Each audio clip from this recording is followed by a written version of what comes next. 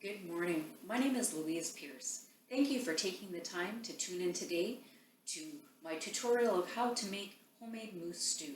As being an avid outdoors person, I was very fortunate this year that myself and a fellow hunter were able to harvest a moose here in Manitoba.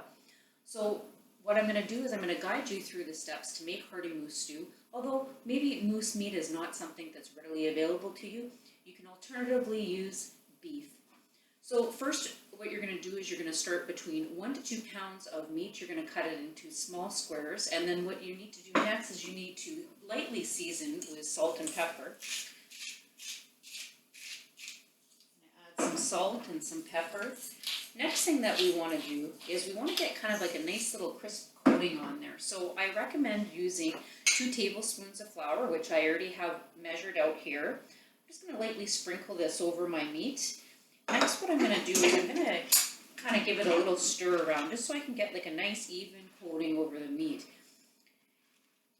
And while this is just kind of resting here a little bit on my meat, the next thing that I'm going to do is I'm going to heat up a skillet.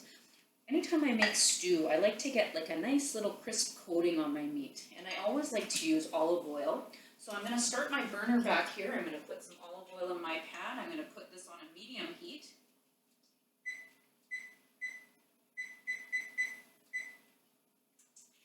So while that's warming up here, what I want you to do next is you can transfer this meat and you're going to add it to your oil that you have warming in your pan behind you. Now that I've coated this with my salt and my pepper and my little bit of flour, just so I get a little crust on here, I like to use either powdered garlic or fresh garlic in this, just so that flavor kind of seeps into our meat. Unfortunately, I didn't have fresh garlic, so today I've used powdered garlic. So you can use roughly 2 teaspoons if you are using powdered. If you are using fresh, I recommend using 6 cloves. So I'm just going to add this to my pan over here.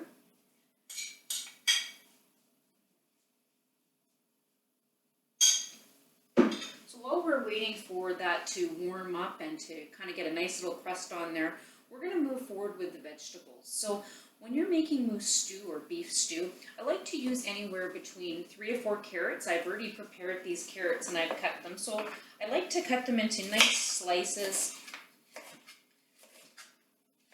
for the stew because I like it to be nice and hearty, especially on cold Manitoba winter days.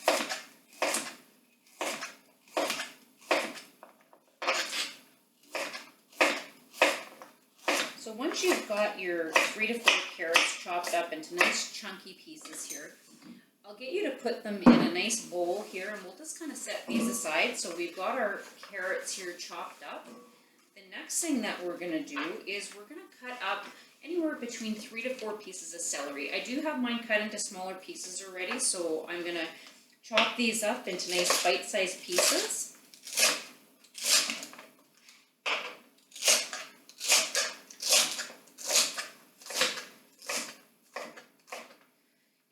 Add that to our carrots that we have here waiting.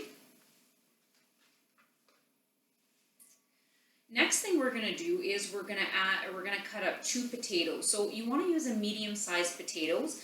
I've already pre-peeled my potatoes here just to show you guys in our demonstration. You're going to cut these up into nice cube-sized pieces. You don't want them to be too big. It's just going to add some extra little flavor and some heartiness to your stew.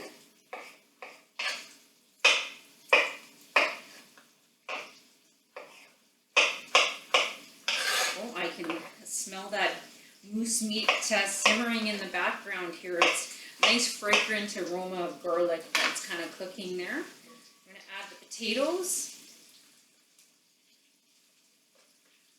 Just want to give a little stir to our meat here just so that we're evenly browning this meat.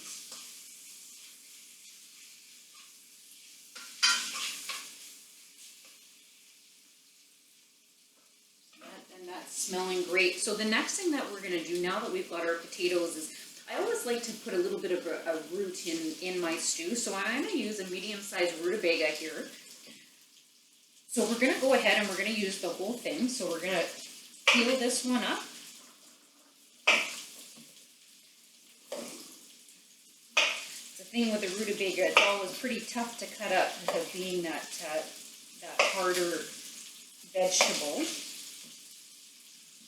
And it's the same kind of thing with the rutabaga. We just want to have small, medium-sized pieces, nothing too big, just to add some extra body to our stew.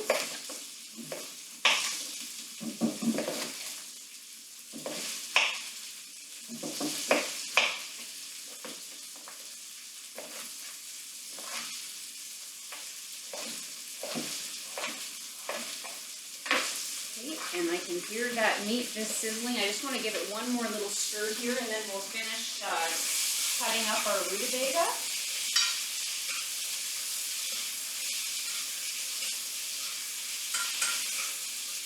We've definitely got nice browning going on our moose meats.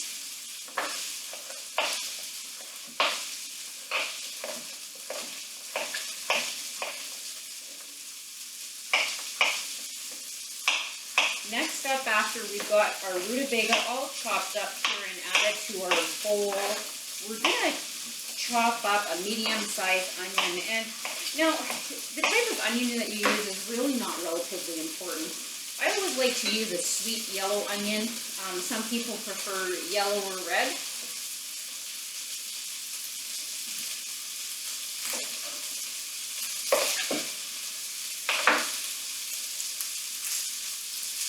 Got this ready to go, and that meat is almost about ready. So once our moose meat is finished browning, what I like to do is I like to take my vegetables and I like to just kind of give them a little sear just inside that pan with the olive oil and the garlic in there. It just kind of gives it a nice additional flavor.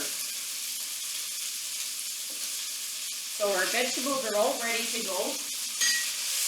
Our meat is definitely nice and crusted. So I'm going to take this off. I'm just going to give you guys a little peek here. So you just want to see a little bit of browning here, nothing too crazy. So now that our moose meat is nice and brown, what we're going to do is we're going to add this to our crock. So I have a big crock here, and I put this in my oven, and I do cook it for about 3 to 4 hours. So we are going to add our meat to this crock. We're just going to put that and set that aside. We still have a little bit of olive oil in our pan here, so now we're going to take our vegetables. As I said, I do like to have a little bit of a sear going on, so I'm just going to put these on my element here just to give them a nice little sear for a few minutes. Now the next thing that we're going to do is while we're getting that little bit of a sear, we're going to move on to the next things that we need to add to our stew. So we have our crock here. So now the base part that is going to go into our nice flavor that we're going to have inside of our stew, this is an important part of it. So I always like to make sure that I have all my stuff out. We need to add beef broth, so I like to use just a base like this. So I've already pre-measured this. So I have 4 cups of beef broth here, which I'm going to add to my broth. Next up, I'm going to add red wine. I always like to use a full-bodied red wine. So what I always use in my stew is something like this. So it's an Apothic Red. It's nice and rich, and it has lots of flavor that's going to add to your stew. You don't want to add a tremendous amount, only about half a cup, which I have measured out here. So we're going to go ahead and we're going to add that. We also need to make sure that we're adding some parsley and some thyme and some oregano. I always like to use fresh parsley in my stew. I'm going to cut that up in a minute, but I do have my thyme and my oregano measured out here, so it's 1 teaspoon of each. So you're just going to sprinkle that in here. These vegetables have a nice sear to them now. Nothing too crazy, just a little bit of searing. So we're going to go ahead and we're going to add this to our crock. Set that aside. Our oven is shut off here.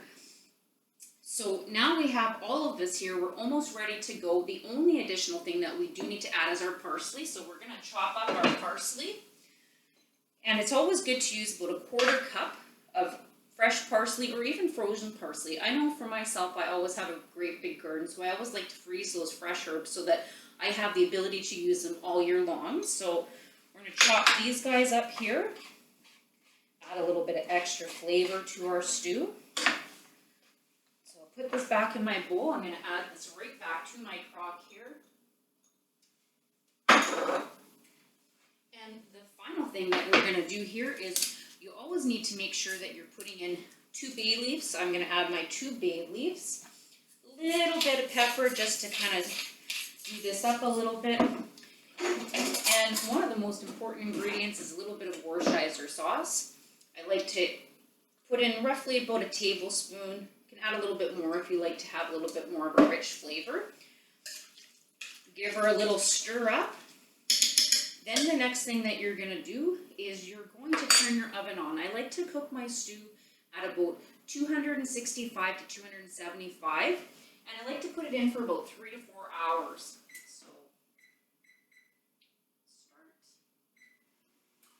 So while that's warming up, we're gonna throw our lid on our crock, and we're gonna have lovely moose stew later on this afternoon with some fresh homemade bread. I'd like to thank you very much for taking the time to tune in today, and I hope that you can enjoy this recipe as much as my family does. Thank you and take care.